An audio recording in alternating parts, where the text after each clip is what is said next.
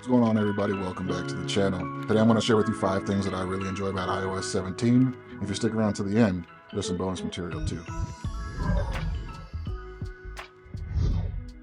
Now, I've been using iOS 17 for about a month now, and I gotta say it's pretty solid. One of my favorite new things about iOS 17 are the new contact posters.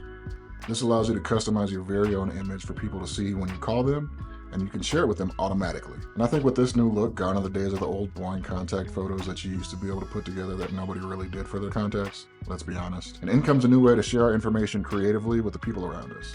And this actually segues right into the next feature, which is name drop.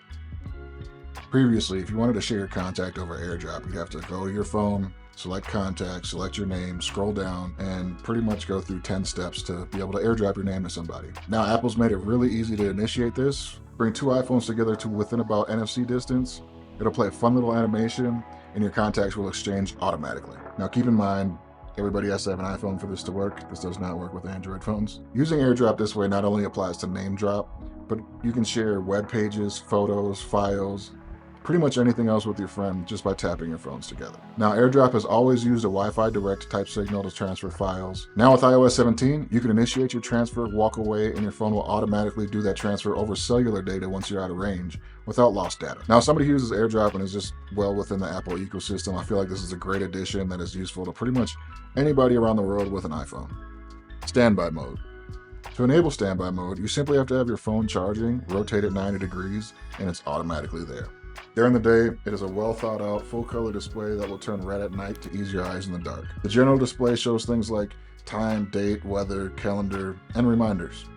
You can even have it scroll through different pre-made photo albums like cities, nature, and people, or an Apple curated album that has all of your quote-unquote featured photos. This really does make it double as a smart home display right on your desk. And with the improvements to Siri, it can really be your smart assistant unless you actually want to use a HomePod for the volume, of course. Siri. Now, while this isn't in my top 5, Apple really has made their smart assistant a lot better this year. If you ask me, I don't think it's as good as Google or Alexa yet, but she's now conversational, which means when you say a command, you can follow up that command with something else without having to say, "Hey Siri" again. And they even dropped the wake word, so all you have to do now is say, "Siri, turn off Preston's sign." Live voicemail and FaceTime messages. I'll put these two in the same category because essentially they're doing the same things, almost. Now, this is actually funny to me because moving forward with voicemail, it actually feels like moving backwards with voicemail. Like, do you remember the home phone days when you had a landline? Someone would call you didn't know if you wanted to speak to them, didn't know who they were, so you wait till they left a message. And as they're leaving the message, you realize it's your grandma calling from some random number, so you pick up the phone and say, "Hey, how's it going?" Well, that's essentially what we're doing here with live voicemail. When somebody calls you and they reach your voicemail, they'll leave a message as normal, but on your home screen, you will see a live transcription of that voicemail, and you can pick it up and interrupt their message. I think this nod to the past is actually a really useful tool. There's a lot of phone calls that I'll get, I won't recognize the number, but once I see who it is, I can pick it up, say hey, and I don't miss the phone call. And while we're on the subject of leaving messages, FaceTime gets voicemail. Well, kind of.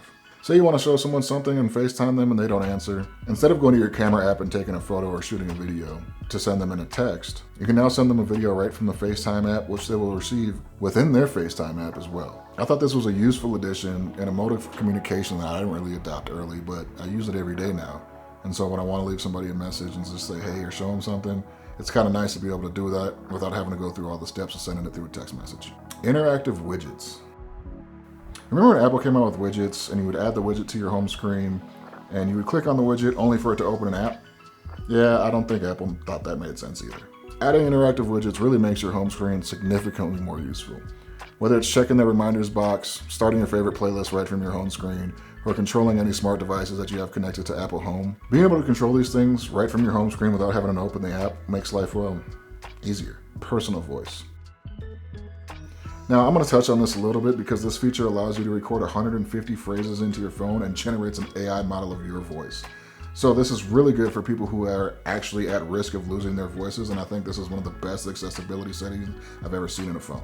After you record your 150 phrases, your phone will need some time to process everything and it will have to be plugged in during this process, so I recommend doing this probably before bed. After the processing finishes, you'll be able to use the live text accessibility feature to type out phrases and have them read aloud in your voice, which is pretty cool if you ask me.